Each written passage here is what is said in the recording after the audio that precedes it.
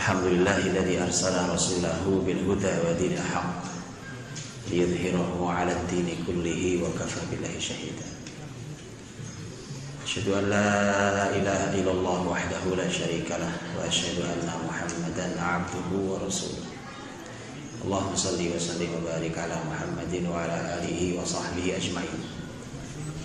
Ya ayyuhalladzina amanu taqullaha haqqa tuqatih wa la tamutunna illa wa antum muslimun.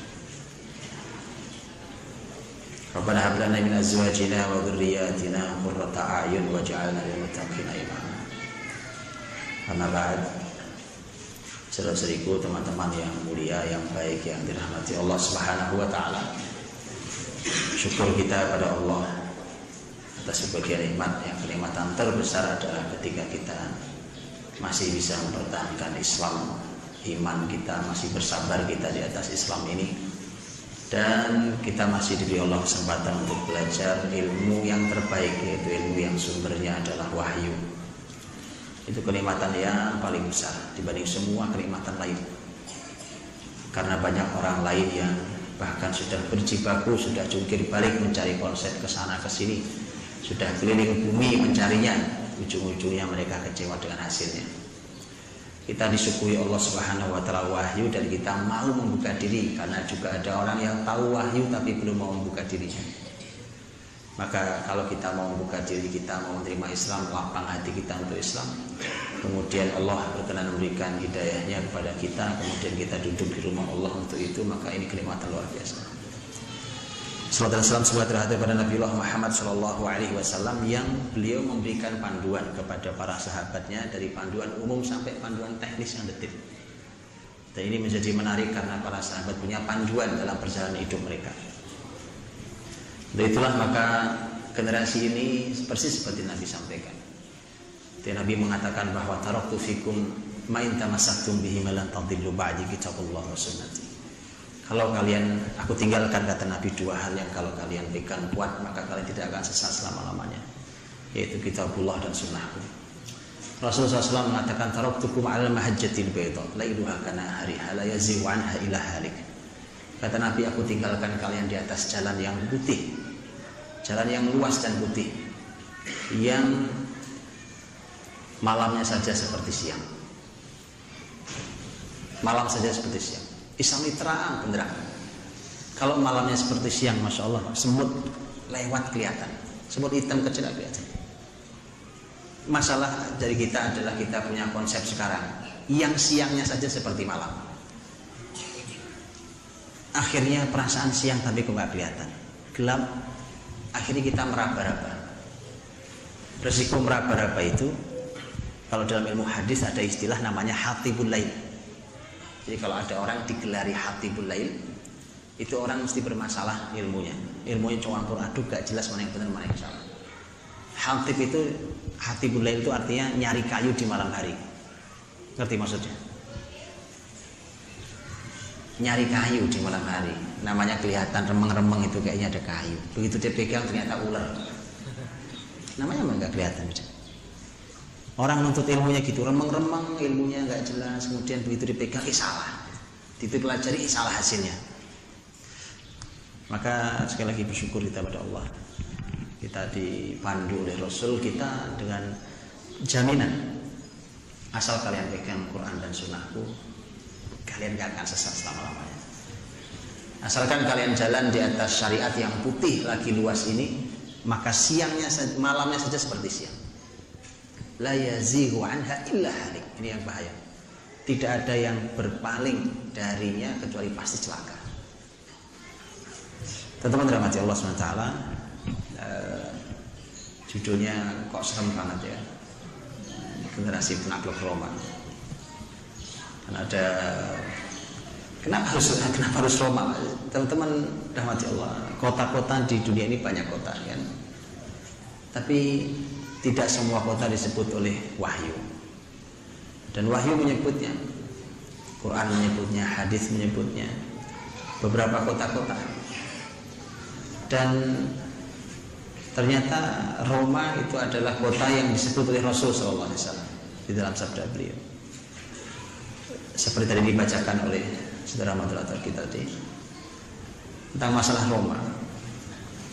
Sebelum itu mari kita tarik dulu ke belakang sebagai sebuah pelajaran tentang sunnatullah. Karena semesta ini Allah ciptakan ada sunnatullahnya, ada aturan yang baku. Aturan baku jelas Quran juga mengatakan pohon tumbuh tunas hijau, lama-lama kering, kuning, kemudian kering jatuh ke tanah. Bukan begitu? Itu sunnatullah. Anak kecil lahir, bayi tumbuh besar kuat, usia pemudanya lama-lama rambut beruban putih, lemah, meninggal. Sunnatullah ya. Ada aturan di semesta ini, dan semesta ini tunduk pada Allah Subhanahu wa taala. Semua tunduk pada Allah dengan aturan Allah. Karena itu ada yang namanya sunnatullah fil kaun. Ada sunnatullah di semesta ini, aturan Allah di semesta ini. Nah, salah satu aturan Allah Subhanahu wa taala di semesta ini adalah siapapun yang zalim maka dia akan jatuh. Karena zalim itu kegelapan di hari kiamat. Siapapun yang zalim, bahkan muslim sekalipun yang zalim, dia akan jatuh. Kalau ingin tahu bahwa sebuah bangsa, sebuah peradaban, sebuah zaman akan segera jatuh dan diganti oleh yang lain, adalah ketika peradaban itu sudah zalim mencapai puncaknya. Gitu ya. Jadi kalau ada kezaliman mencapai puncaknya, itu kesedihan bagi yang mengalaminya, tapi sekaligus kabar gembira. Apa kabar gembiranya? Sebentar lagi dia hilang. Paham? Dan itu sunnatullah fil kaun. Karena Allah tidak ridho langit bumi yang diciptakan dengan mizan. Mizan. Bukankah Allah yang berfirman Ar-Rahman 'allamal Qur'ana khalaqal insana 'allamahul bayan. Asy-syamsu wal qamaru bihusban. An-najmu wasy-syajaru yasjudan. Was-samaa'a rafa'aha. Langit diangkat, Pak. Wa wada'al mizan. Dan Allah letakkan mizan. Mizan itu timbangan. Jadi langit diangkat itu, teman-teman, ada aturan, ada timbangannya. Dan timbangannya Allah adil, penuh dengan keseimbangan. Maka ketika semesta diciptakan dengan keadilan Allah, Allah tidak ridho kalau semesta ini dikotori oleh ketidakadilan. Maka siapapun yang zalim, bahkan itu muslim, dia akan jatuh. Itulah mengapa kemudian para ulama mengatakan bahwa bisa jadi sebuah kepemimpinan itu kepemimpinan kafir, tapi kalau dia adil, kadang-kadang dia lebih abadi daripada kepemimpinan muslim yang zalim, lebih lama usianya. Saking bahwa kepemimpinan itu, apapun itu di bumi harus dia tegakkan keadilan. Apa hubungannya ini sunnatullah ini dengan apa yang mau kita pelajari? Karena akan berhubungan sangat erat dengan hal ini. Teman-teman dirahmati Allah Subhanahu wa taala. Menarik jauh ke belakang dulu, bumi ini sebelum Rasul Shallallahu Alaihi Wasallam dibagi dua secara besar.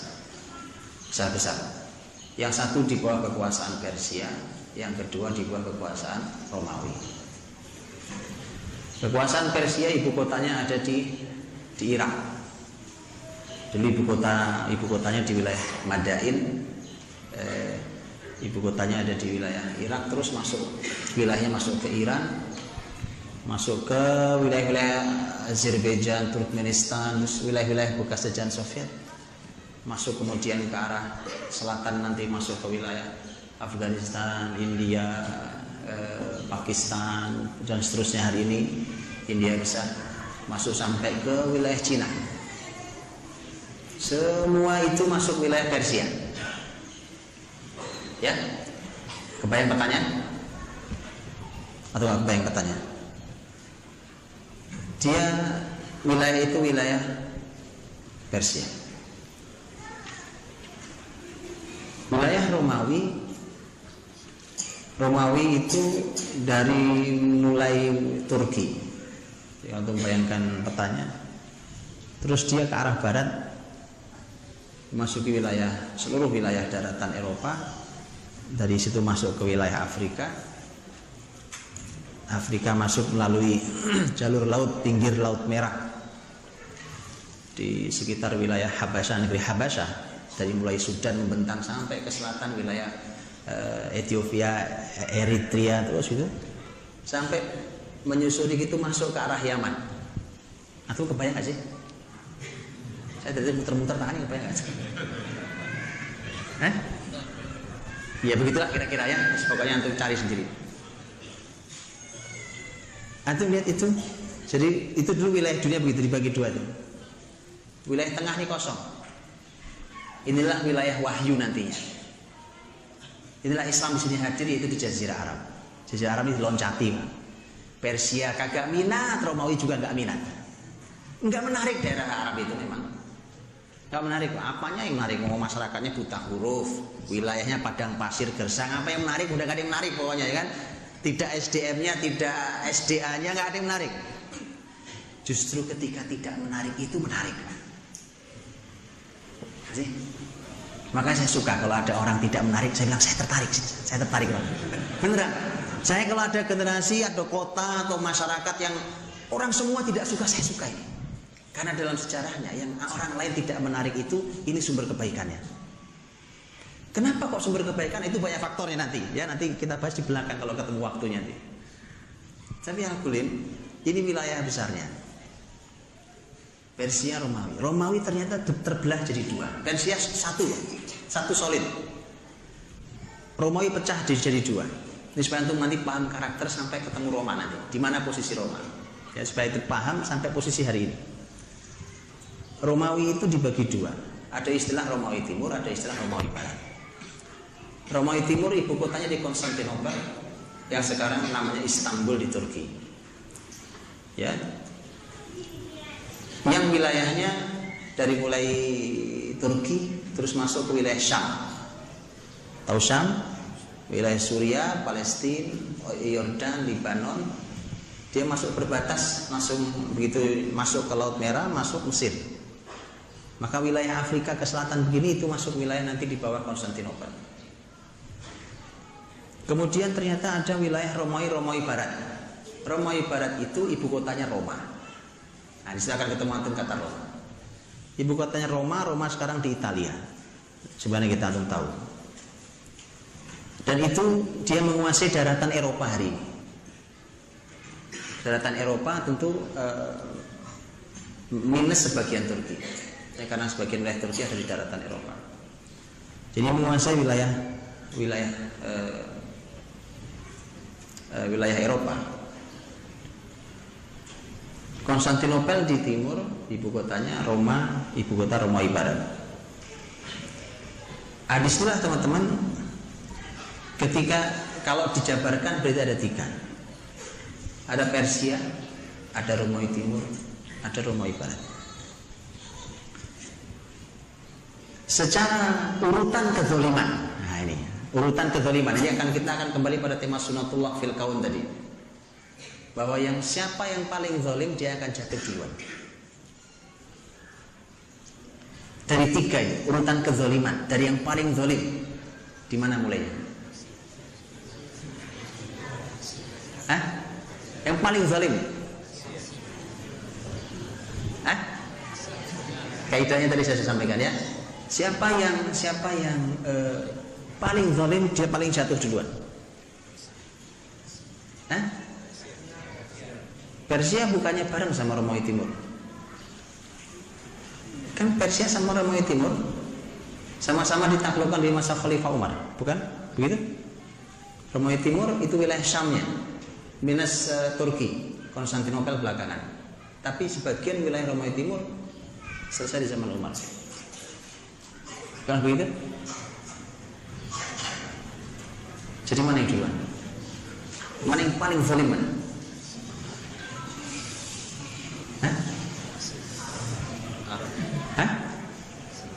Mana? Kenapa ya?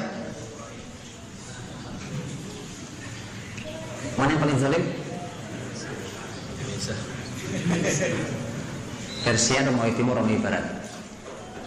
Mana yang paling zalim? Persia? Persia bareng jatuhnya sama Romawi Timur. Ya kan?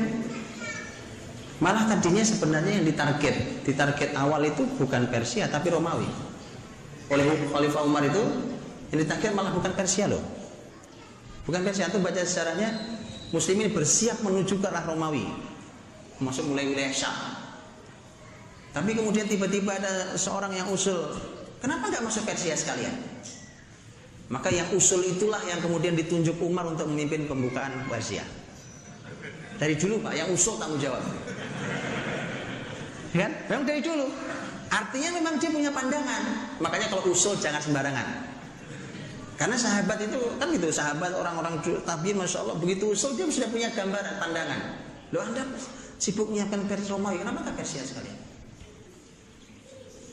Jadi sebenarnya malah Muslim itu malah target Romawi loh. Awalnya target Romawi, tapi gara-gara usulan yang luar biasa itu, akhirnya pasukan dibelah dua aja. Satu ke arah Persia, sebagian Persia, sebagian ke arah Romawi itu. Pertanyaannya, mana yang paling zalim? Balik lagi. Romawi. Aku mikir saya minum dulu. Romawi kalau itu.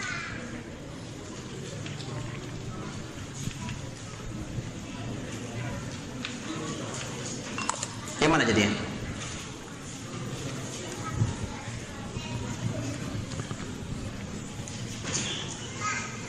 Ini berhubungan erat dengan tahun 7 Hijriah waktu Rasul masih hidup. Waktu Rasulullah SAW masih hidup, tahun 7 Hijriah oleh para ahli sejarah Islam ditandai sebagai tahun baru atau fase baru. Karena di fase Nabi 10 tahun di Madinah itu oleh para ahli sejarah dibagi menjadi beberapa fase. Nah, mulai tahun 7 itu termasuk fase baru. Ada fase, ini fase baru. Kenapa disebut fase baru?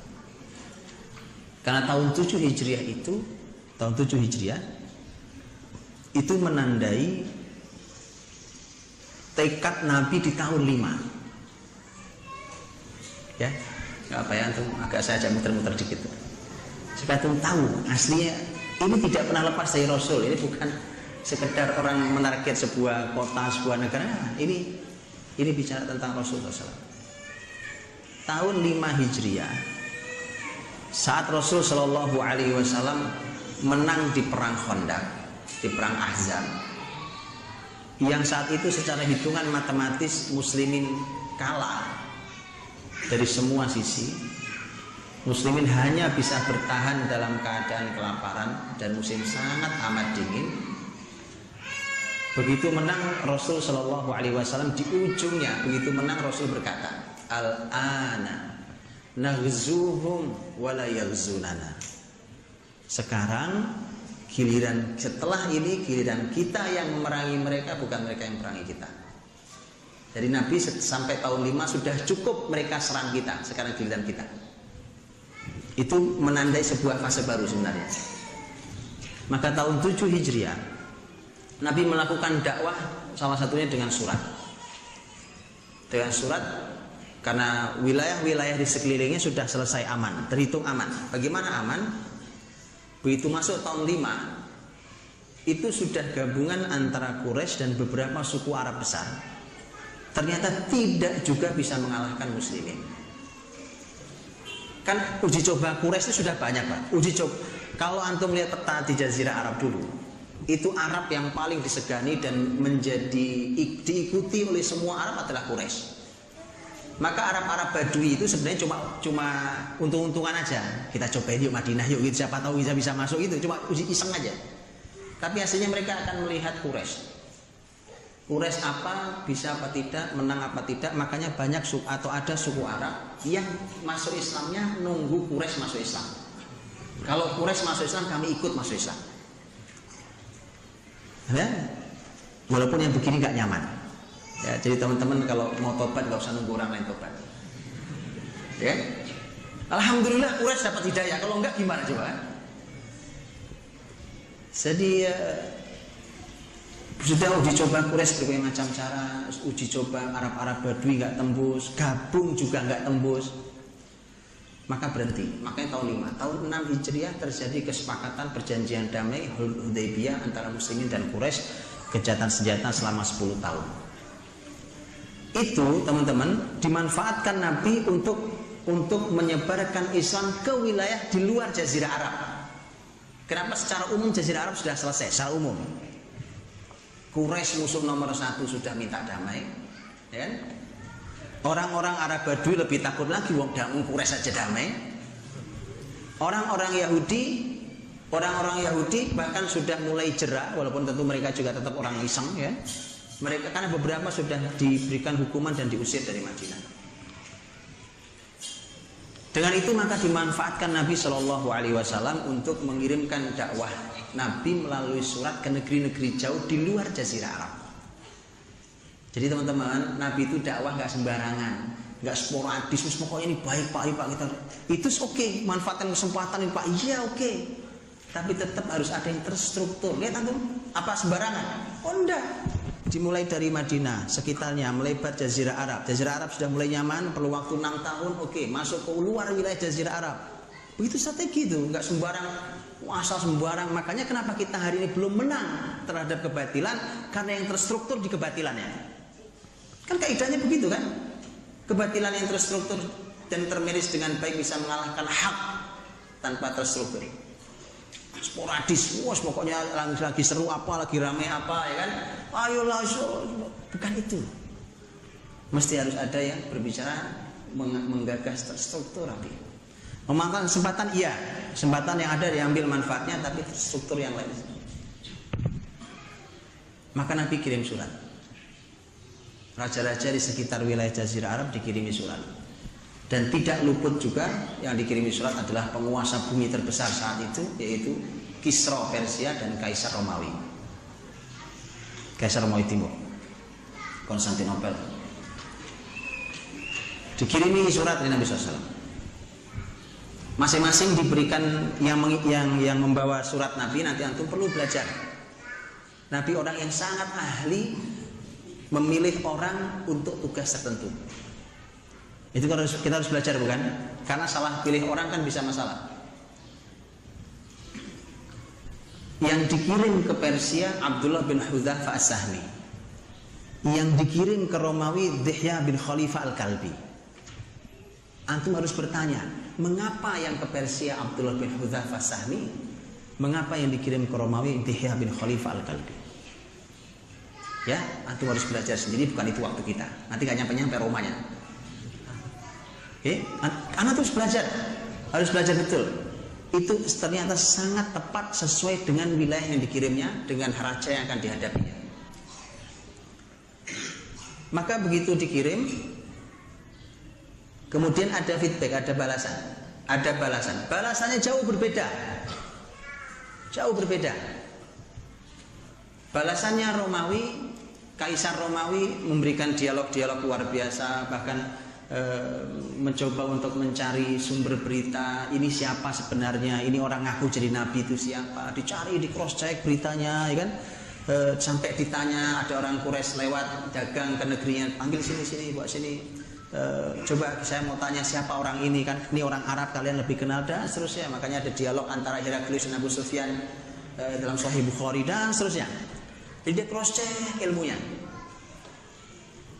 Begitu dia cross check semua berita informasi dia dapat, sang kaisar meyakini bahwa itu nabi. Cuma dia mengatakan, kalau bukan karena kerajaanku ini, baik, saya akan pasti pergi ke Madinah. Untuk saya temui orang itu, saya cuci kakinya. Karena kerajaanku ini. Ya teman-teman, ini sering saya sampaikan. Jangan jadi orang besar sebelum soleh. Susah.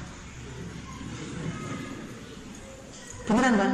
Nanti kalimatnya kayak begini, dia tahu ini benar, tapi sulit. Ini saya punya kerajaan sebesar ini, gimana nih? Tiba-tiba saya masuk Islam gitu, ikut orang itu. Saya tahu dia benar, sampai dia katakan, yang tidak saya duga, kalau Nabi terakhir itu hadir dari kalian wahai masyarakat Arab. Itu saya nggak pernah duga. Jadi seluruh orang dulu menduga bahwa Nabi terakhir pun akan datang dari masyarakat Bani Israel. Jadi saya tidak duga itu. Itu yang tidak saya duga, kalau Nabi terakhir datang dari kalian wahai masyarakat Arab. Tapi sebagai bentuk penghargaannya, Kaisar Romawi itu ngirim hadiah. sampaikan salamku dan seterusnya. Suratnya juga bagus, balasannya kirimi hadiah, berbagai macam hadiah dikirim ke Rasul Muhammad SAW, tapi nggak masuk Islam. Persia lain cerita. Begitu baca surat, kan surat Nabi bunyinya gitu, min Muhammad. Dulu kalau buat surat begitu modelnya, min Muhammad Rasulillah ila azimi furs,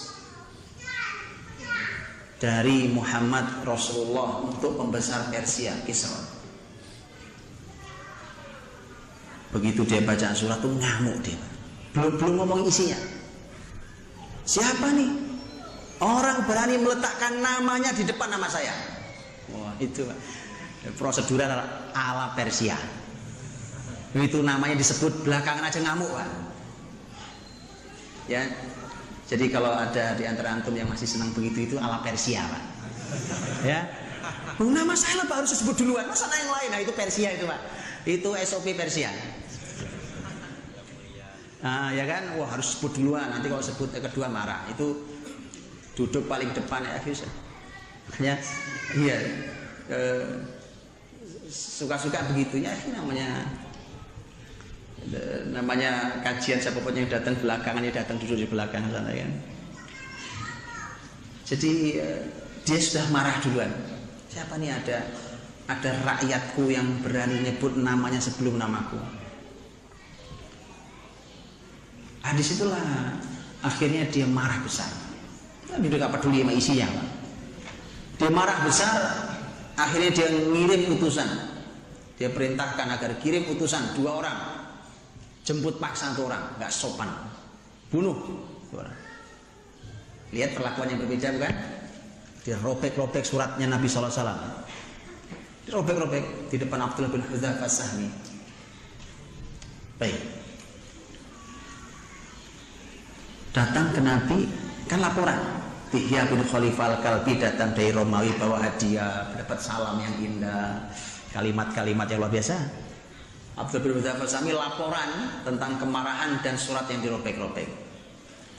Karena berbeda perilaku orang kafir, dua-duanya ini beda, maka Nabi menyambutnya juga beda. Itu adil. Nabi bilang tentang Persia. Kata Nabi, mazzaqallahu mulkahu. Semoga Allah robek-robek istananya dan kerajaannya. Semoga Allah robek-robek kerajaannya. Begitu Nabi mendengarkan perlakuan baik Kaisar Romawi, Nabi mengatakan adamallahu mulkahu. Semoga Allah abadikan kerajaannya. Coba lihat, Pak. Itu terus fair sekali. Pakai ilmu masalahnya gitu, bukan cuma sekedar ngamuk-ngamuk tok, enggak begitu, ada ilmunya. Ilmu itu menyeimbangkan orang. Seimbang, stabil gitu ya. Baik. Karena itulah maka begitu Muslimin mulai memasuki 2 wilayah itu di zaman Umar, sebagian pasukan ke arah utara timur, sebagian ke arah utara bagian barat masuk Persia dan Romawi, Allah mengabulkan kalimat Nabi dan doa Nabi tadi. Persia habis, tidak ada satu kota pun di bawah Persia yang tersisa. Semua jatuh ke tangan muslimin. Zaman Khalifah Umar tidak ada yang tersisa sama sekali. Tetapi Romawi Barat yang berhasil diambil muslimin hanya wilayah Syam. Wilayah Turki nggak bisa diambil oleh muslimin zaman sahabat. Betul kan? Bahkan ibu kotanya adanya di Turki itu, Konstantinopel di Turki, belum bisa disentuh oleh muslimin. Konstantinopel Turki baru bisa disentuh oleh muslimin jauh setelah itu, 8 abad lebih setelahnya baru Muhammad Al-Fatih hadir. Betul kan? Cukuplah dikasih doa Nabi 8 abad ya kan? Semoga Allah abadikan kerajaannya, dikasih 8 abad oleh Allah. Masih cukup 8 abad, udah berapa keturunan kan? 8 abad lebih. Rasul wafat tahun 11, Konstantinopel ditaklukkan tahun 857. Artinya 856 tahun berikutnya baru Romawi Barat bisa diambil. Cerita panjang ini balik ke pertanyaan saya. Jadi siapa yang paling zalim? Hah? Persis. Yang paling zalim adalah Persia. Karenanya begitu dia jatuh kesemuanya. Jatuh keseluruhan, gak ada yang tersisa. Jatuh sampai ke akar-akarnya jatuh. Romawi masih tersisa, cukup besar, bahkan ibu kotanya masih belum bisa disentuh oleh muslimin. Baik ya. Jadi kalau dibandingkan antara Persia dan Romawi Timur, maka Persia lebih zalim karena jatuh duluan. Tapi kalau dibandingkan antara Romawi Timur dan Romawi Barat, mana yang paling zalim? Hah? Jelas ya? Jelas. Sampai hari ini Romawi Barat belum bisa disentuh muslimin. Paham? Konstantinopel sudah selesai. Kalau sekarang kita ada di abad 15, dulu Konstantinopel ditaklukkan abad 9, ya kan? Itu artinya peristiwa penaklukan sudah 6 abad yang lalu. Sudah 6 abad berlangsung. Sampai sekarang Romawi Barat belum bisa disentuh muslimin. Lihat takdir Allah, cara Allah menyisakan untuk generasi berikutnya, ini generasi kita. Muslimin masuk dari tahun 100 Hijriah. Itu bayangkan. Nyebrang dari Maroko. Itu kebayang Maroko kan? Di mana tempatnya Maroko? Nah saya ngomong itu panjang-panjang itu enggak kebayang Maroko di mana? Maroko di mana adanya? Hah? Afrikanya sebelah mana? Hah? Kebayang nggak?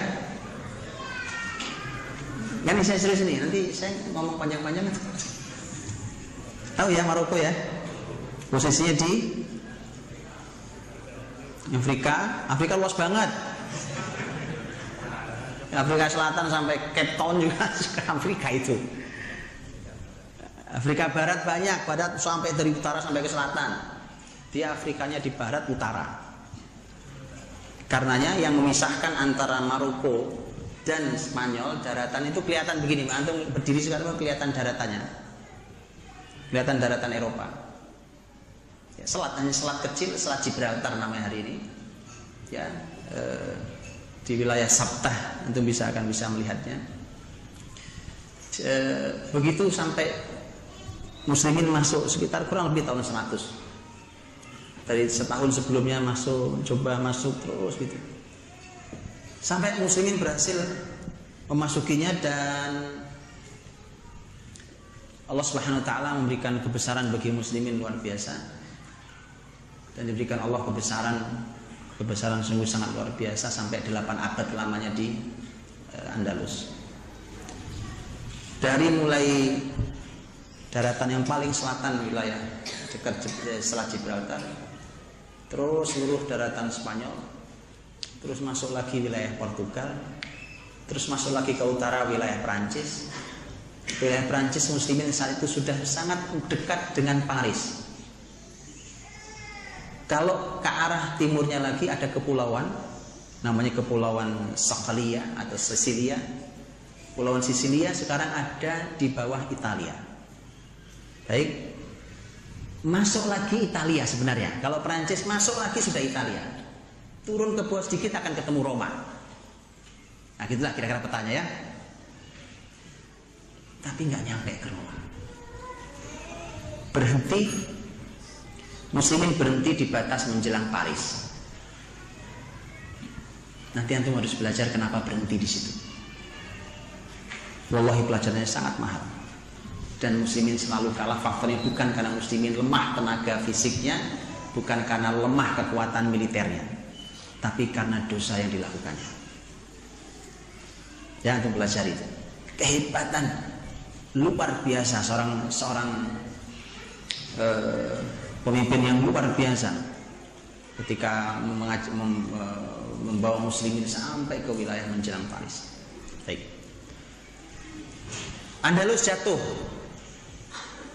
Kalau Masehinya abad 15, 1492 tutup resmi kota Granada terakhir, kota yang dimiliki muslimin, itu pun diserahkan oleh orang yang tidak amanah kepada kerajaan Castile dan Aragon. Selesai, tutup muslimin. masa kelam kelabu luar biasa dialami muslimin di negeri Andalus. Disiksa, dibunuh, dizalimi, dipaksa ganti agama, berbagai macam hal. Jadi kalau Anda mau belajar terorisme, itu teroris sesungguhnya. Jangan terorisme disematkan pada muslimin. Anda boleh belajar itu. Sampai sekarang alat-alat yang dulu digunakan untuk menyiksa muslimin masih disimpan di museum-museum mereka. Silahkan pelajari supaya Anda tahu mereka menikmati menyiksa muslimin. Itu teror sesungguhnya. Baik, jangan teror dilemparkan ke muslimin hari ini. Pelajari sejarah, Anda akan tahu muslimin tidak menyentuh dengan cara kasar ketika muslimin masuk ke sebuah negeri. Tidak ada itu. Begitu Andalus jatuh, Allah masih ingin di muka bumi ini muslimin yang pegang. Ternyata di wilayah timur, ini kan wilayah barat, di wilayah timur itu ternyata muslimin sudah punya kekuasaan yang sudah berdiri kokoh karena umurnya sudah 200 tahun, yaitu Kesultanan Turki Utsmani. Paham? Jadi di sini jatuh Andalus, di sini sudah kokoh karena sudah 200 tahun usianya Kesultanan Turki Utsmani. Dan Kesultanan Turki Utsmani itu wilayahnya nanti wilayah Turki, dan seperti yang antum tahu, Turki adalah akan masuk Eropa dari arah timur. Kalau ini dari arah barat, jadi Eropa itu sebenarnya dari masuki musimnya begini Pak sebenarnya. Masuk ini dari sini mentok di Paris, sebelum Paris, ini masuk semua wilayah Balkan itu muslim. Makanya sampai sekarang tuh lihat kan, wilayah Bosnia, wilayah negeri Balkan, wilayah muslim. Wilayah muslim Pak. Dulu sejarah dari mulai Yugoslavia, dulu semua wilayah muslim. Semua wilayah muslim. Sampai sekarang masih menyisa. Ya, masih beberapa negara masih muslim banyak. Masuk wilayah Eropa Timur, masuk terus, lagi-lagi berhenti. Tidak nyampe Roma. Lihat takdir Allah, cara Allah menyisakan tugas ya kan. Nah, lihat itu. Benar-benar gak nyampe itu. Masuk wilayah Italia yang itu gak masuk. Tetap berhenti, sudah ini wilayah kosong masih ini. Baik. Maka ketika Rasul Shallallahu Alaihi Wasallam bersabda, ketika ditanya oleh seperti sampaikan oleh Abdullah bin Amr bin As radhiyallahu anhu tentang penaklukan dua kota Konstantinopel atau Roma, dan ketika Nabi Shallallahu Alaihi Wasallam mengatakan yang duluan ditaklukkan adalah Madinatul Hirakl, kotanya Heraklius, dan kotanya Heraklius yang dimaksud adalah kota Konstantinopel arti Romawi Timur. Romawi Timur betul sudah duluan, dan Barat belum.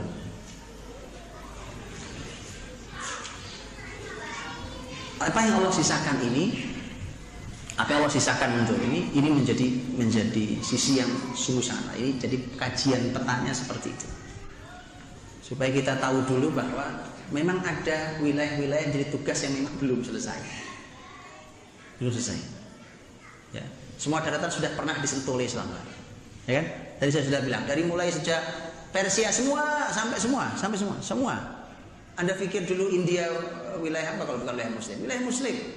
India yang hari ini antum lihat itu wilayah kebesaran Islam pernah sampai masuk wilayah Cina. Wilayah Cina. Apalagi Irak, Iran, Persia, sampai ke wilayah-wilayah sampai sekarang wilayah-wilayah Tajikistan, Turkmenistan, Uzbekistan, wilayah-wilayah Muslim dari sini sampai sekarang masih banyak Muslim di sana. Eropa juga demikian. Ya, dari mulai wilayah Spanyol selatan terus masuk sampai ke Prancis. Wilayah Turki terus sampai negeri Balkan. Itu kan? Ah, itu di posisi tengah tuh. Tengah nih jadi PR. Jadi subhanallah. Sampai kita duduk di masjid ini hari ini masih jadi PR. Jadi babnya ini perlu dicatat baik-baik, babnya tentang masalah penaklukan. Para ahli sejarah Islam tidak suka istilah Saitoroh. Saitoroh itu penguasaan. Menguasai wilayah, menguasai itu nggak suka. Karena Allah berfirman dalam Al-Quran tentang Nabi Muhammad SAW, Ma anta alaihim bimusaitir. Kamu Muhammad bukan penguasa mereka. Maka wilayah Saitor atau penguasaan wilayah itu nggak suka. Yang disukai oleh para sejarawan Islam adalah futuhat. Kenapa futuhat? Karena Allah berfirman, gitu loh. Jadi sampai istilah saja ulama itu milih dari Quran, karena pasti lebih barokah. Milih istilah dari Quran. Nanya Allah dan Rasulnya punya istilah nggak ya? Kita pilih itu aja. Sampai istilah lebih barokah. Futuhat. Kenapa Allah berfirman? Inna fatahna laka fatham mubina. Fath jamaknya futuhat. Fath artinya membuka. Fataha itu buka. Bukan menguasai. Kami tidak menguasai, kami membuka. Memang bedanya apa, Pak? Ini bukan sekedar perbedaan istilah. Belajarlah tentang penjajahan Belanda di Indonesia, penjajahan Spanyol Portugal, penjajahan Inggris di Malaysia. Belajarlah dari itu semua. Dan zalim orang yang menyamakan penjajahan itu dengan masuknya muslimin ke wilayah-wilayah Eropa. Apa bedanya? Saya tunjukkan sedikit perbedaannya saja. Dan sisanya sangat banyak. Muslimin setiap masuk ke negeri itu semangatnya bukan menguasai, tapi semangatnya fath. Kalau penjajah masuk semangatnya menguasai. Bukti paling gampang sampai sekarang Suriname itu menjadi saksi sampai sekarang, ya kan? Hampir saja presidennya orang Jawa. Hampir saja kemarin presidennya orang Jawa, kayaknya nggak jadi kayaknya. Kalau menteri Jawa sudah sering. Karena sangat banyak orang Jawa di sana dan masih berbahasa Jawa. Siapa mereka? Mereka adalah hasil dari kerja rodi Belanda yang dipaksa dikirim di sana, terus dibuang ke negeri itu. Wallahi, tanyakan pada sejarah Islam, pernahkah itu terjadi? Muslimin masuk terus orang seperti itu? Tidak pernah terjadi. Jadi kalau ada yang menyamakan zalim, luar biasa. Mereka masuk ke negeri-negeri itu, mereka hanya menyedot kekayaan. Negeri-negeri kaya rempah-rempah, sebagaimana antum ketahui. Itu cuma disedoti saja kekayaan. Saya dulu pernah mendengar kisah dari orang tua saya. Dulu kalau ada suara sirine Belanda bunyi, orang disuruh bersembunyi. Alasannya ada serangan. Ternyata begitu dicek bukan serangan. Apa? Ternyata Belanda lagi ngangkuti kekayaan Indonesia. Itu yang terjadi. Anda tahu Spanyol hari ini? Pergilah ke Spanyol. Kalau belum pergi, pergi sama saya. Ini negeri Muslim harus dilihat, Pak, ya kan? Nanti begitu datang tuh nangis, wallahi. Saya pernah dengarkan kajian seorang ahli sejarah Islam hari ini, Syekh Dr. Musa Asy-Syarif, hafizallahu taala. Beliau ke Spanyol, kemudian beliau membuat beberapa seri ceramah tentang Andalus.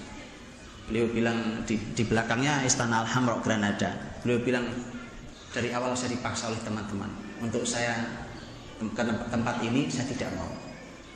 Kenapa tidak mau? Hati saya tidak kuasa untuk melihatnya.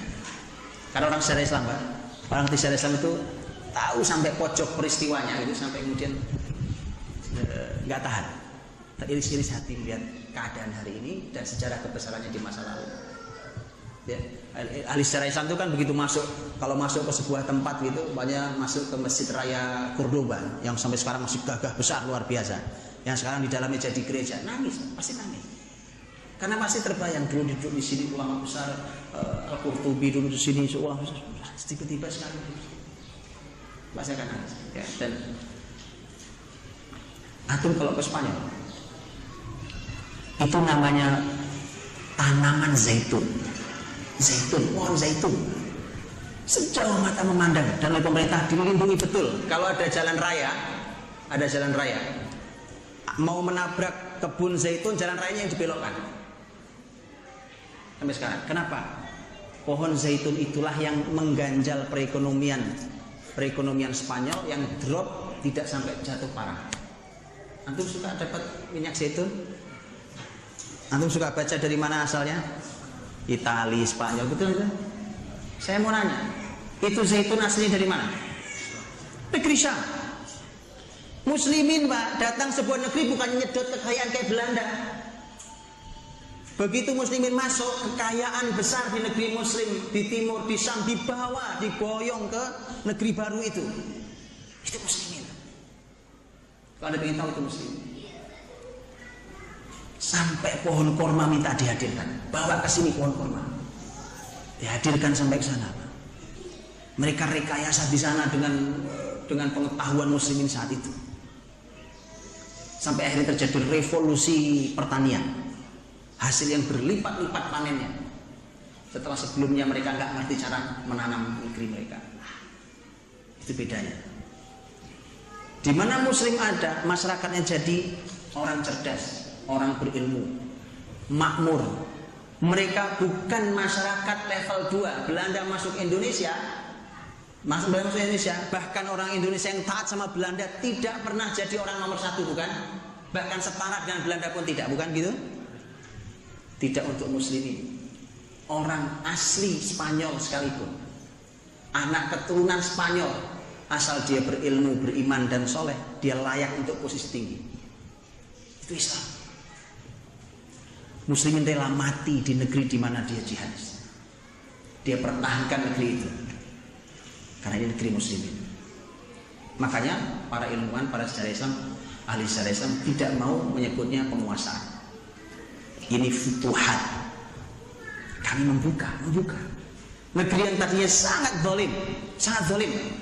Masyarakat itu sampai tidak suka mereka dengan kezaliman agama mereka sendiri. Negara mereka sendiri.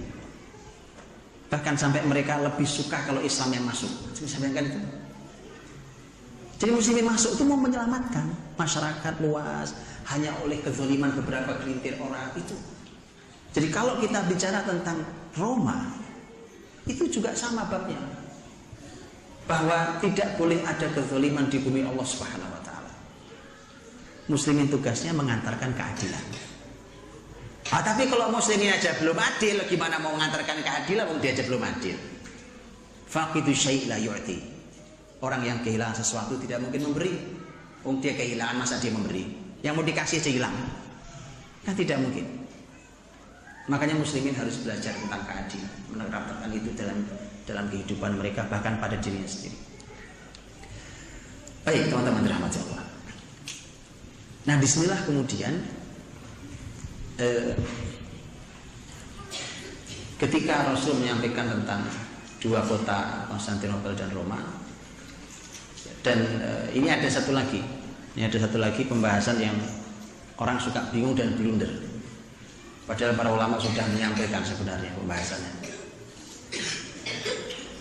Nanti antum yang belajar tentang tema akhir zaman cuma ruwet doang isinya.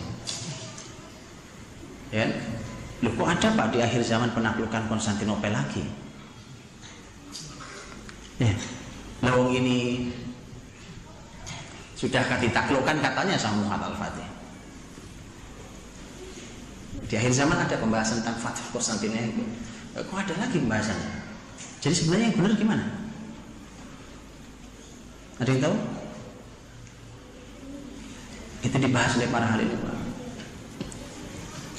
dengan dua perkiraan pembahasan. Tapi wallahu alam bahwa ada pendapat yang wallahu alam bisa menjadi kajian yang menarik, bahwa Konstantinopel kan sudah selesai. Akan dijelaskan oleh para ulama dengan hadirnya Muhammad Al-Fatih di Konstantinopel. Dan begitu dilahirkan begitu dibuka Konstantinopel di Istanbul dulu namanya, Muhammad Al-Fatih menggantinya dengan Istanbul, kota Islam. Hari ini jadi Istanbul. Saya juga tidak tahu apa arti Istanbul, saya nggak tahu. Istanbul. Sebenarnya wilayah ketika muslimin menaklukkan Istanbul, Konstantinopel itu dan seterusnya. Tapi kenapa ada pembahasan lagi tentang Konstantinopel di akhir zaman?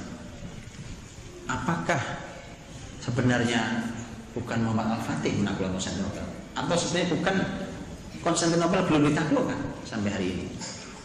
Kalau jawaban ini mudah salahnya. Kenapa mudah salahnya? Jelas.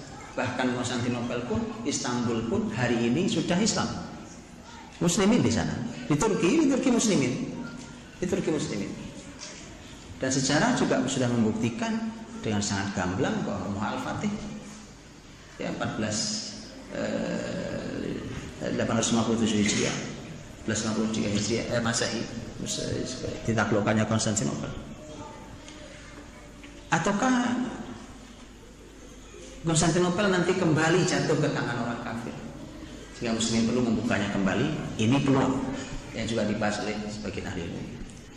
Tapi ada pembahasan yang berikutnya, ataukah Konstantinopel yang dimaksud bukan Konstantinopel yang Romawi Timur? Ini juga pendapat ahli ilmu hari ini, bahwa Konstantinopel yang dimaksud adalah Konstantinopel Romawi Barat, yang itu adalah Roma, karena aslinya Roma dan Istanbul dulu namanya sama-sama Konstantinopel. Wallahu a'lam. Artinya, kalau begitu maka menjadi klop dengan hadis Nabi tadi riwayat Ahmad yang disahihkan oleh para ulama tentang penaklukan Konstantinopel dan Roma. Menarik apa yang disampaikan oleh Syekh Al-Albani rahimahullah ta'ala ketika menjelaskan hadis ini dalam kitab luar biasa beliau Silsilah al-Hadits Shahihah. Kita untuk buka jilid 1 langsung ketemu hadis ini. Ketemu hadis ini dan membahas tentang Roma Konstantinopel. Kalimat beliau begini, ini kalimatnya. Bahwa penaklukan Konstantinopel sudah terjadi di masa Muhammad Al-Fatih Turki Utsmani. Dan tidak lama lagi Anda akan mendengar penaklukan kota Roma. Kalimat ini ahli ilmu kan? Nggak ada yang menaklukkan. Kalau wahyu tidak ada yang menaklukkan. Lihat kalimat berikutnya. Penaklukan Roma menunjukkan kembalinya khilafah Islamiyah. Penaklukan Roma mengisyaratkan kepastian kembalinya khilafah Islamiyah. Pertanyaan saya sekarang ke antum. Ini kalimat itu deh. Penaklukan Roma baik menunjukkan atau mengisyaratkan kepastian kembalinya khilafah Islamiyah. Pertanyaan saya, kalau kalimatnya begitu, mana yang duluan terjadi?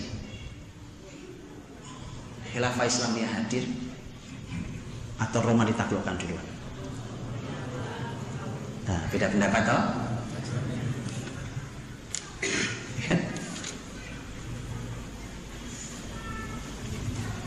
Penaklukan Roma memastikan kembalinya khilafah Islamiyah.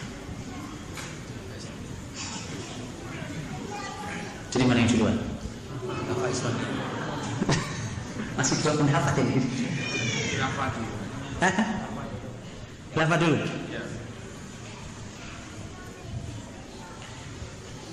Kalimat itu menunjukkan bahwa khilafah hadir, itu pasti. Kemudian Roma bagian dari hasil khilafah Islamiyah. Teman-teman, kalau ngaji pakai kitab ulama itu kita dapat urutan. Nggak sporadis semau kita, wah teriak-teriak doang, semua ada urutannya. Karena para ahli ini menguasai jalur riwayat. Dan mereka akan sampaikan kepada kita seperti yang beliau kuasai ilmunya. Kalau mengacu pada kalimat itu, maka khilafah Islamiyah kembali dulu. Baru kemudian Roma bagian dari hasil dari khilafah Islamiyah. Wallahu a'lam. Baik. Masalahnya adalah, yang paling penting tentang masalah dari semua pembahasan ini adalah, masalahnya adalah kualitas yang kayak apa yang bisa menghadirkan hidayah sampai ke negeri Roma. Kualitas generasi kayak apa coba? Saya suka ngasih ilustrasi, Pak. Ini ilustrasi kosong.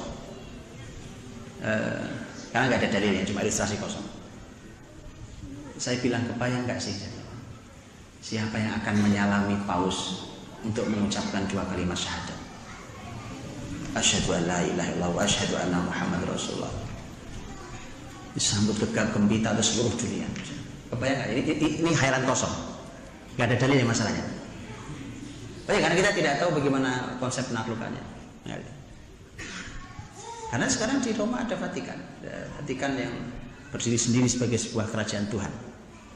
Jangan salah loh, jangan salah bahwa mereka punya kedutaan kerajaan Tuhan, termasuk di Indonesia. Antum tahu nggak? Nggak tahu? Nah, tahu, alhamdulillah. Antum tahu kekayaan mereka? Luar biasa.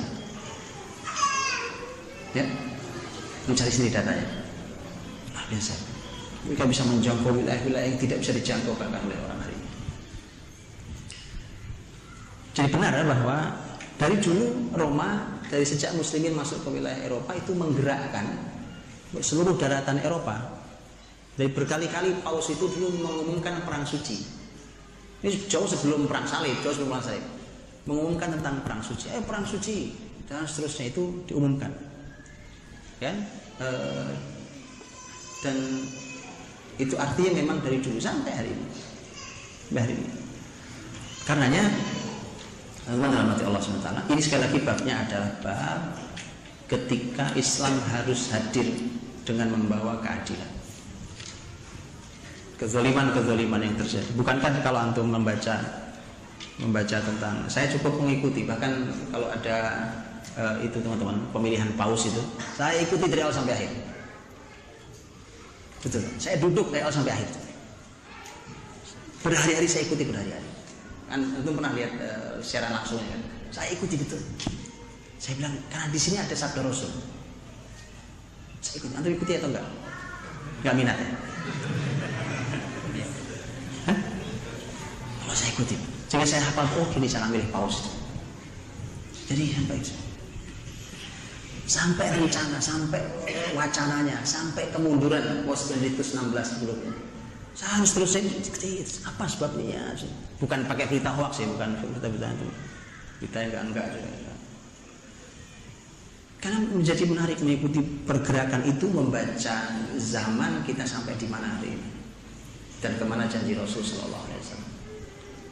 Begitu orang itu mengikuti jejak wahyu itu begitu. Jadi pertanyaannya, ini sehebat apa ya generasinya? Kira-kira tadi ya, kira-kira helan kosong tadi, siapa yang nyalami itu? Luar biasa. Dan para ahli juga membahas perbedaan penaklukan Konstantinopel dengan Roma. Konstantinopel dibahas dengan jelas bahwa menggunakan pasukan, itu artinya perang. Dan khusus untuk Roma tidak ada pembahasan pasukan. Apakah akan ada perang besar atau tidak perang besar maka tidak jelas. Tetapi khusus untuk Konstantinopel memang disebut menggunakan pasukan, dan terbukti Muslimin sangat sulit untuk menembus benteng Konstantinopel dari sejak zaman sahabat Nabi SAW, dan baru berhasil di Muhammad Al-Fatih. Tapi untuk Roma tidak ada pembahasan tentang perang besar. Apakah kemudian ditaklukkan tanpa perang? Mungkin, wallahu a'lam. Mungkin.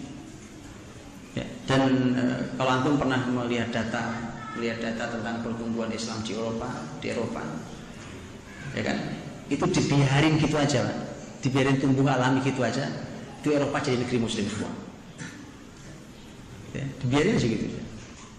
Karena pertumbuhan Muslimin di Eropa begitu tingginya, sementara orang-orang Eropa tidak minat punya anak. Karena punya anak merepotkan. Nah, itu konsep itu menarik buat kita. Ayo lanjutkan aja, ya kan? Kita yang punya anak banyak gitulah, antum di sini terpengaruh. Salah, iya kan? Salah teman-teman. Ya, saya pernah baca data ini. Pertumbuhan Muslimin di berbagai kota di Eropa, berbagai negara di Eropa. Pertumbuhannya, perbandingan antara mereka dengan Muslim. Oh, jauh kemana-mana, itu kepala jadi kaki jadi kepala, itu berbeda jauh, sangat jauh. Pasti akan mengerikan, makanya Presiden Amerika sekarang tahu persis kan, ini mengerikan ini. Iya, tahu persis kan, makanya dia mulai membuat peraturan yang akhirnya berantem sendiri di internal mereka sendiri.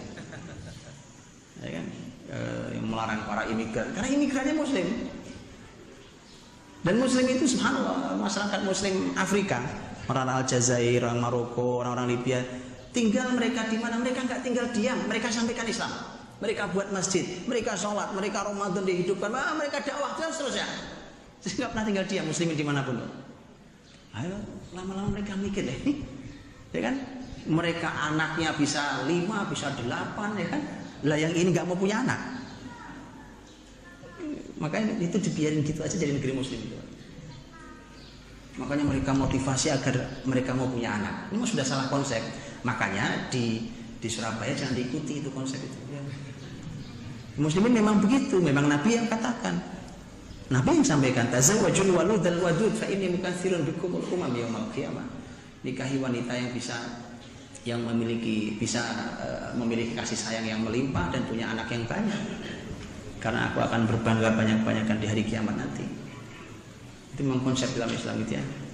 Jadi konsep banyak anak itu aja sudah mengerikan. Ini belum ngomong kualitas loh. Baru ngomongin jumlah anak ya kan. Bagaimana kalau jumlah anak dengan kualitas hebat? Wah itu ngeri Pak. Makanya kalau generasi ini dididik dengan sangat baik, kita sebagai muslim kagum dan bangga, kita sebagai orang tuanya bahagia, kagum dan bangga, tapi orang kafir marah-marah.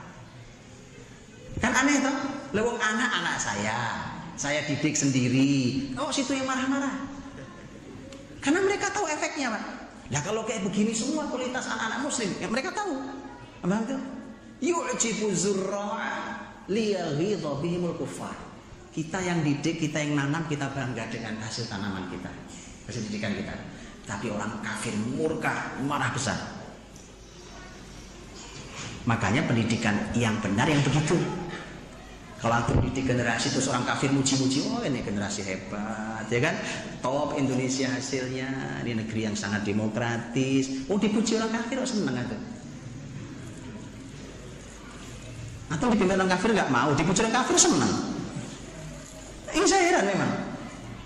Ayat bukan kita nyari musuh, enggak, ini alami. Kami nggak ganggu, kalau kami ganggu kami salah. Kami hanya didik anak-anak kami sendiri, generasi kami didik dengan cara yang baik, kemudian antum marah-marah, nah itu sudah benar ya.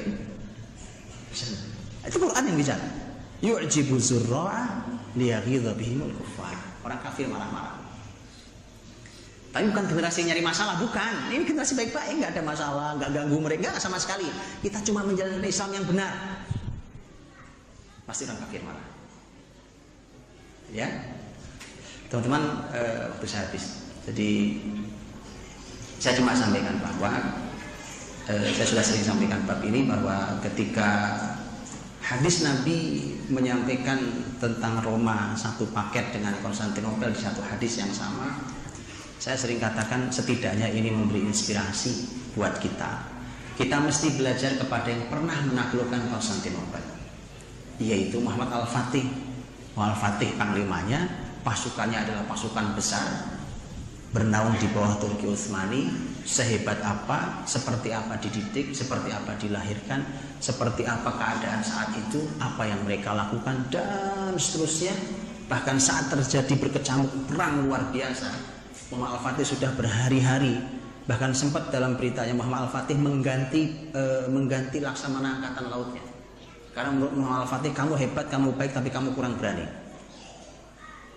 Kemudian disebutkan beliau buka matanya sudah terluka untuk menunjukkan bahwa dia pemberani. Tapi kata Allah, saya harus tetap ganti kamu. Diganti itu jadi luar biasa.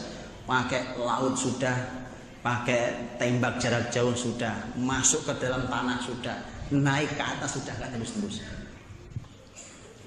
Saking kuatnya benteng itu. Muhammad Al-Fatih terakhir tahu kemana harus cari solusi.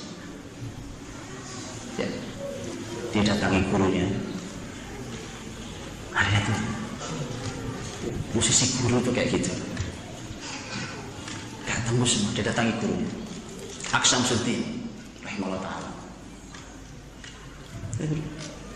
Gurunya sujud panjang gurunya. Tentu diantara doanya pasti mendoakan muridnya agar berhasil. Gitu ya, nyari guru yang gitu loh di mana Pak. Dan subhanallah ya, dan antum semua tahu bagaimana akhirnya Konstantinopel luar biasa. Dan yang menarik adalah perlakuan berikutnya, perlakuan muslimin terhadap orang-orang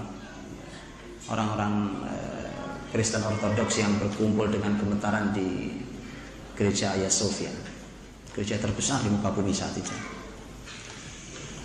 Mereka sudah takut karena mereka kebayang wong sesama Romawi timur barat aja kalau perang kejamnya minta ampun mereka. Timur barat itu Pak, timur barat antara Konstantinopel dan Roma itu kan beda, satu Katolik satu Ortodoks. Itu aja zalim perang luar biasa. Mereka kebayang lagi mana Muslim, mereka bayangin bahwa Muslim bisa lebih kejam lagi, beda agama. Ternyata mereka salah. Al-Fatih mengumumkan tentang kalian aman tinggal di sini. Tidak boleh ada yang menyentuh dengan kezaliman kepada orang-orang ini. Yang mau tinggal di sini dengan aman. Yang mau pergi meninggalkan negeri ini kami antar sampai negeri tujuan dengan aman. Wallahi Pak, kalau ada orang menyematkan terorisme pada muslimin, zalim itu orang. Sangat zalim. Kenapa Anda tidak pernah baca sejarah ini? Tadi saya bilang, bacalah ketika muslimin diusir dari negeri Andalus, bagaimana zalimnya mereka terhadap muslimin. Jadi agama yang mana yang merupakan agama kasih sayang? Siapa yang teroris tersebut?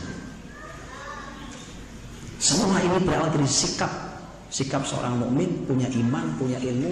Nabi kita Nabi Rahmah, Nabiur Rahmah, Nabi penuh kasih sayang. Dan Allah puji Nabi karena hal itu. Fabima rahmatin minallahi linta lahum. Karena rahmat Allah, Muhammad karena kasih sayang Allah, Allah punya kasih sayang dikasih ke nabinya. Karena kasih sayang Allah kau jadi lembut hatimu. Allah puji Nabi karena itu. Ya, karena itulah sikap dan ini semua inspirasi besar tentang negeri Roma. Jadi PR-nya memang kalau mau nanya itu generasi gimana nyiapinnya, tanya sama Muhammad Al-Fatih. Muhammad Al-Fatih dulu gimana kamu disiapkan, itu caranya ya. Aku tanya gimana caranya. Itu saya kira wallahu a'lam bishawab. Kurangnya. Assalamualaikum warahmatullahi wabarakatuh. Satu pertanyaan di belakang. Satu pertanyaan dari Bapak dan satu pertanyaan dari Ibu.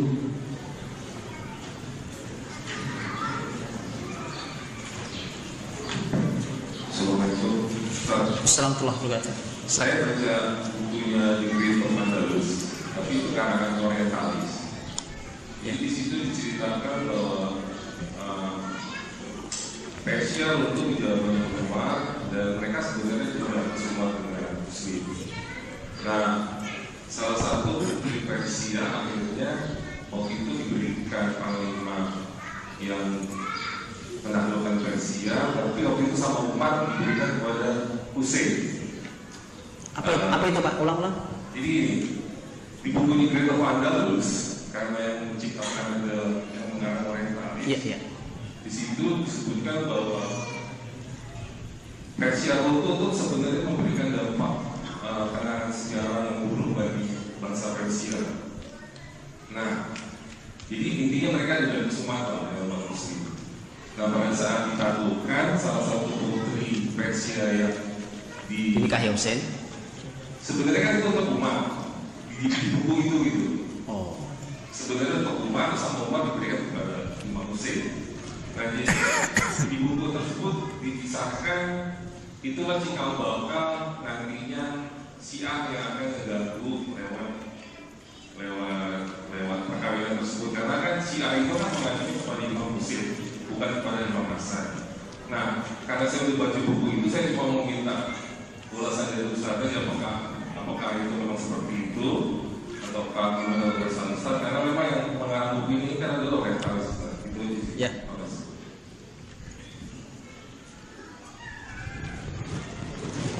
Masuk.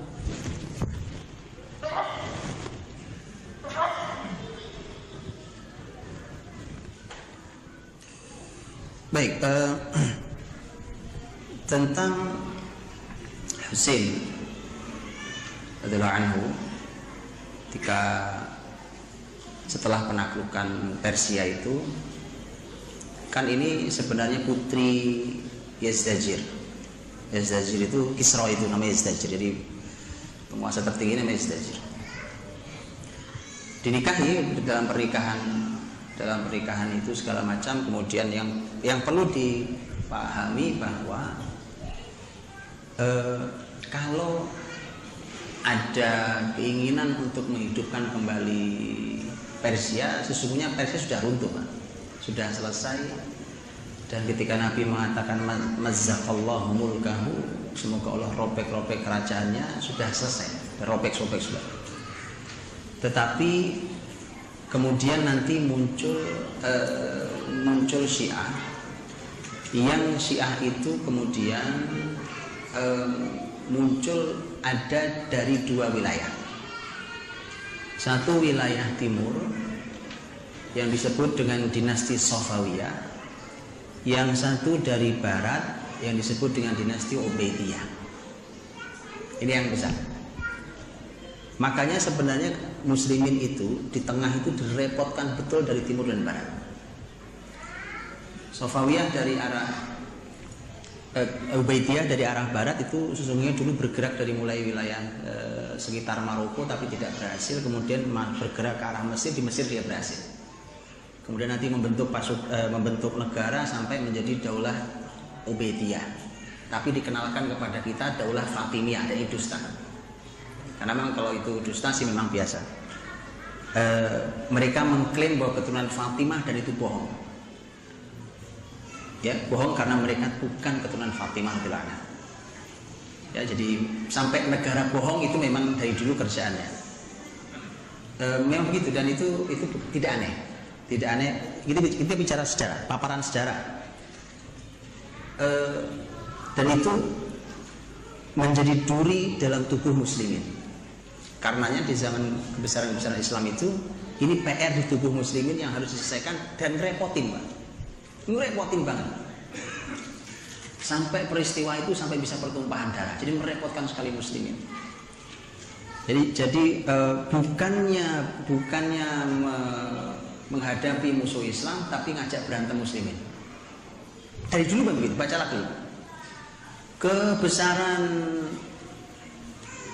Kebesaran dinasti Bani Abbas ya, selama 5 abad tidak runtuh kecuali oleh Syiah. Memang musliminnya sudah lemah, sudah mulai pesta pora apa yang masuk Syiah. Masuk Syiah terus merambah sampai menjadi Perdana Menteri Ibnu Qumi. Dibaca tentang Ibnu Qumi. Jadi Perdana Menteri di masa terakhir, dan sejarah mencatat bagaimana Ibnu Qumi Syiah itu membuat perjanjian dengan Panglima Mongol sampai Mongol bisa masuk, dan dia punya strategi untuk melemahkan semua itu karena mustahil, aneh. Bagaimana dari Mongol bisa bergerak masuk sampai ke Baghdad, itu kan jauh, Pak. Mongol Baghdad loh jaraknya jauh banget. Dan itu semua wilayah Islam, masa begitu mudahnya dia lewat begitu saja sampai ke ibu kota? Aneh kan? Gampangnya gini, orang mau menaklukkan Jakarta bergerak dari Surabaya sini. Rumit, Pak, dari cegat duluan tengah jalan, bukan? Masa semudah itu? Karena Ibnu Qumi sudah punya rencana panjang, itu ada strateginya. Itu bisa dibaca dalam sejarah. Strateginya apa segala macam, termasuk diantaranya melucuti senjata pasukannya sendiri. Itu Ibnu Qumi. Untuk memudahkan jalur itu, dan seterusnya. Ala kulin, itu kurang lebih gambaran keadaannya. Jadi tidak pernah ada hubungan dengan Imam Husain sama sekali. Imam Husain berlepas diri dari semua itu. Imam Husain berlepas diri dari semua itu. Tidak ada hubungan sama sekali dengan itu. Ibnu Umar, Abdullah bin Umar radhiyallahu anhu. Lihat kalimat Ibnu Umar. Ini kan peristiwanya Imam Husain rahimahullah taala meninggal di Karbala kan? Di Karbala kemudian yang akhirnya malah dicaci maki adalah keluarga besar Muawiyah radhiyallahu anhu kan? Baik.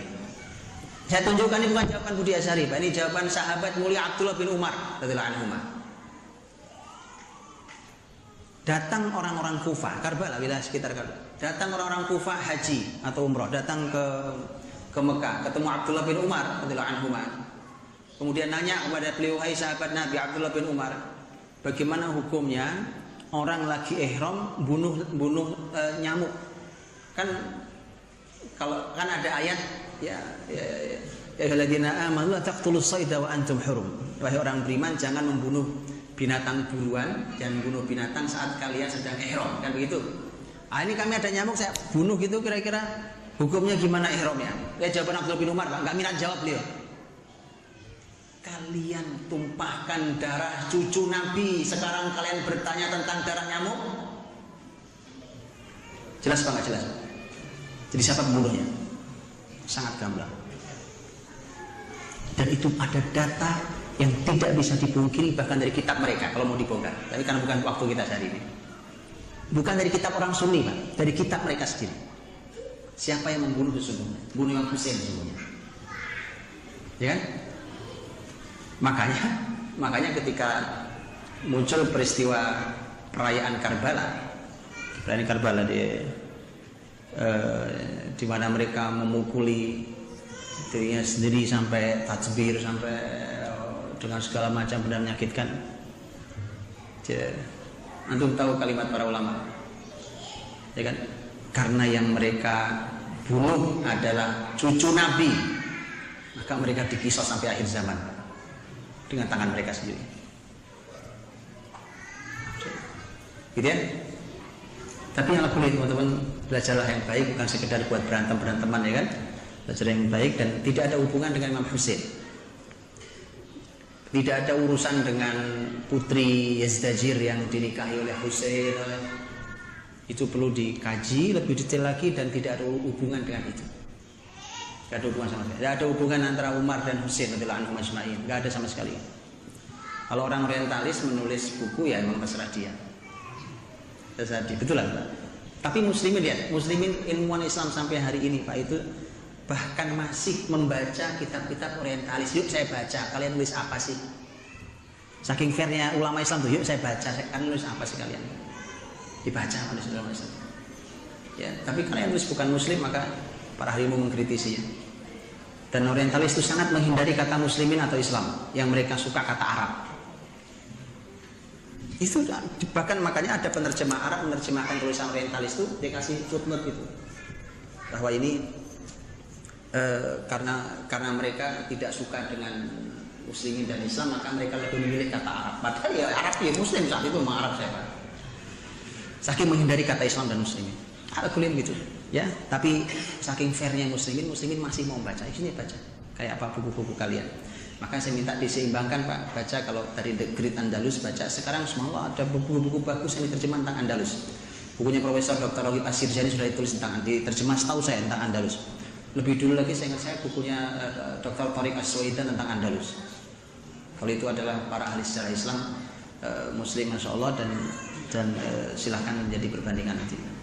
Wallahu a'lam.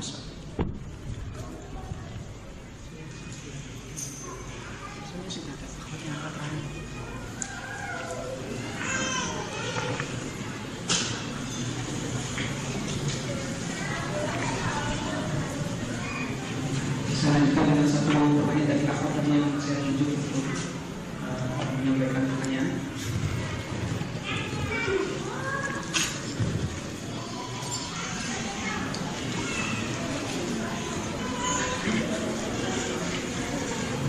Bismillahirrahmanirrahim. Ustaz, jadi ada seorang teman yang mengatakan bahwa memang dia agak liberal. Mengatakan bahwa sejarah khilafah itu berdarah-darah. Jadi apa yang kalian harapkan dari kedatangan khilafah? Gitu. Saya sering menanyakan ini tapi belum mendapat clue-nya. Apa yang harus saya jawab untuk memuaskan pertanyaannya? Gitu. Terus yang kedua, untuk membentuk generasi penakluk kota Roma di peradaban mulia nanti, ini tentunya bukan generasi biasa, tapi generasi yang dididik dengan sangat luar biasa seperti itu. Nah, di era kapitalisme ini saya sendiri belum menemukan sekolah yang tepat buat putra-putri saya.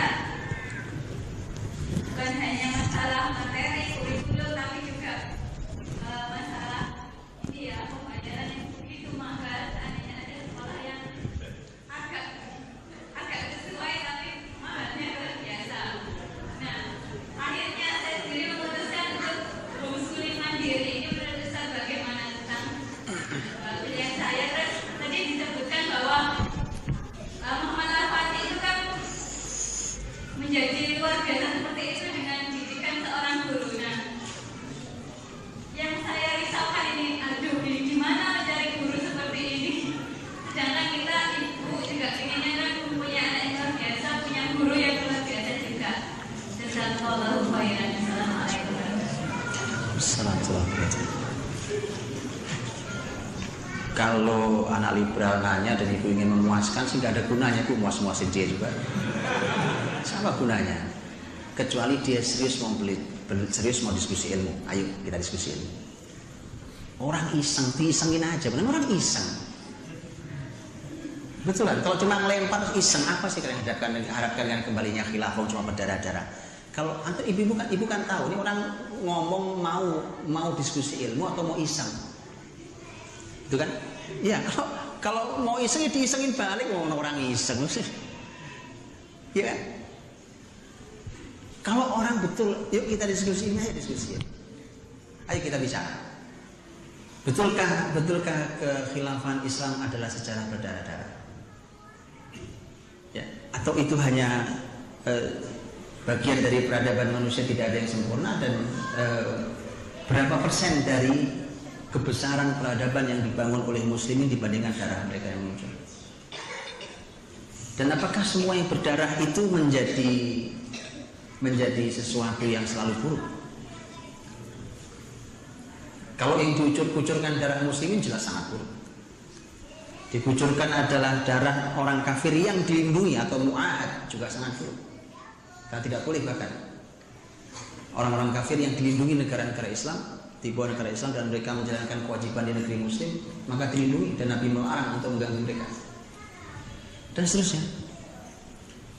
Tapi bagaimana dengan ketika Nabi SAW sendiri, Nabi sendiri yang bahkan menyetujui tentang hukuman mati hampir 700 orang Yahudi Bani Quraidah, potongin kepalanya satu-satu. Ya, biasa saja, yang biasa saja. Kenapa? Karena mereka layak, kan? Mati satu orang lebih baik, tapi menyelamatkan kehidupan sekian banyak orang. Bukankah Allah berfirman, walakum fil qisasi hayatu ya ulil albab. Untuk kalian dalam penegakan hukum kisos itu ada kehidupan. Loh kok aneh? Kalau kisos itu malah orang mati kok? Ya, karena matinya satu orang selamat sekian banyak orang. Ini orang lain dibunuh. Paham ya? Jadi biasa saja. Nah, cuma kalau apa itu? Azan waktu Afrika apa? Persia ya. Waktu Persia.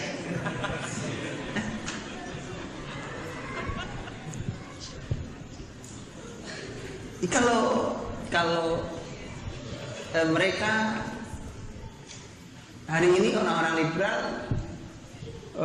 membela apa yang mereka suka bela, ya kan? Membela siapa saja mereka bela, bela negeri. Oke, saya tanyakan ke mereka, apa negeri kalian tidak berlumuran darah? Negeri yang kalian bela itu apa tidak berlumuran darah saat zalim? Itu aja kalian bela. Jadi begitu. Ya, kalau mau diskusi ya kita buka datanya. Ayo kita buka data bareng-bareng. Bahkan yang berbicara tentang peradaban Islam yang luar biasa bukan hanya Muslim, tapi para orientalis Barat sendiri yang bicara tentang itu. Ya. Dan mereka menulis buku-buku yang menjadi kesaksian musuh terhadap Muslimin. Mereka menyaksikan sendiri itu, bagaimana mereka menggambarkan kebesaran Muslimin. Bagaimana seorang ilmuwan besar orientalis negeri Perancis yang menggambarkan tentang hutang jasa Eropa terhadap muslimin, karena muslimin adalah gurunya orang-orang Eropa. Ya, ini semua adalah data yang mereka sendiri yang bicara. Untuk itulah kalau betul mau bicara tentang apakah peradaban Islam adalah peradaban berdarah-darah, ya kita duduk bicara, keluarkan datanya, dan tolong dibandingkan dengan negeri yang selama ini mereka bela, karena mereka bela, ya kan? Mereka juga kan membela negeri tertentu yang mereka bela sendiri. Ya, dibandingkan, silakan dibandingkan, itu baru fair namanya. Kalau cuma nyerang, antum dibikin sibuk mau aja. Ini antum dengan sibuk beramal luar biasa. Sibuk belajar syariat ini ya. Karena yang begitu itu, saya mohon maaf teman-teman, liberalisme di Indonesia ini cepat sekali matinya, terlalu cepat matinya. Kenapa? Gak laku di negeri ini. Gak laku, negeri gak laku. kemunculan yang sebelumnya kan anggaplah 10 tahun lalu saja, 10 tahun atau 5 tahun lalu, wah lagi seru-serunya ngasih PR ke muslimin kan, wah kita dibikin sibuk luar biasa loh, cepat banget hilangnya, mati, nggak laku kan, nggak laku, pemikiran nggak laku, dan mereka rugi besar, itu rugi bandar itu kan, dana udah gede-gedean bisa rugi besar itu. Baik, satu. Yang kedua, kalau ibu bicara tentang pendidikan generasi dan homeschoolingkan anak, sah, nggak ada masalah. Homeschoolingkan, belajar di rumah, ibu pelajari kurikulumnya seperti apa, kemudian ibu harus jadi gurunya seperti Akh Syamsuddin itu, nah, ya.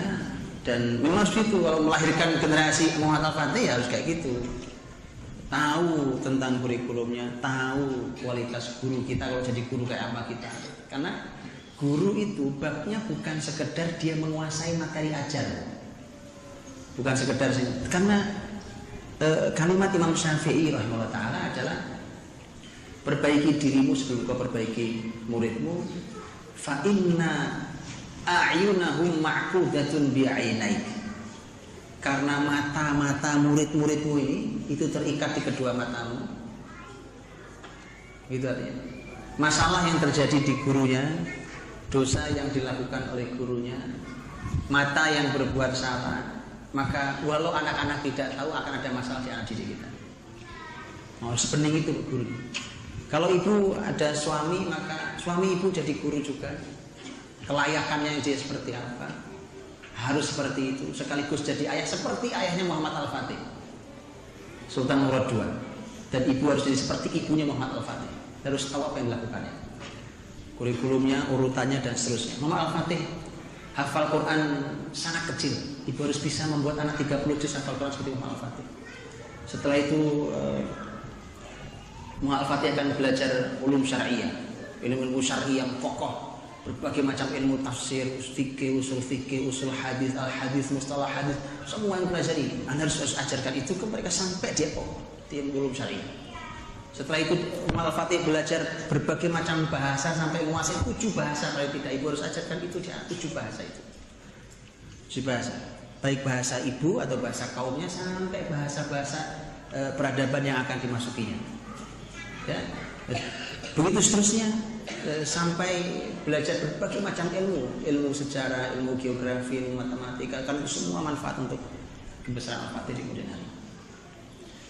Jadi kalau ada orang tua yang mengambil keputusan untuk itu, maka ini luar biasa, dan silakan ambil keputusannya, tapi kemudian silakan dikaji, digali kurikulumnya seperti apa, urutannya seperti apa, dan kemudian siapkan diri menjadi gurunya, ya kan? Dan kalau mau cari gurunya jangan salah lagi, nanti sudah anak kita selamatkan ke rumah, guru yang didatangkan sama aja sama yang lain, ya sama aja, malah mendatangkan keburukan ke rumah sendiri. Jadi harus dipilih betul, karena kalau orang-orang yang berani ambil keputusan seperti itu dalam hidupnya, mestinya jangan nanggung. Karena saya juga suka jumpai teman-teman yang berani ambil keputusan tapi tetap saja nanggung.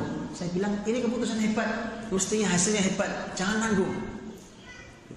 Malah akhirnya cuma nanggung juga. Jadi jangan sampai, maka tentu perlu didiskusikan lebih detail lagi tentang seperti apa kurikulum terhadap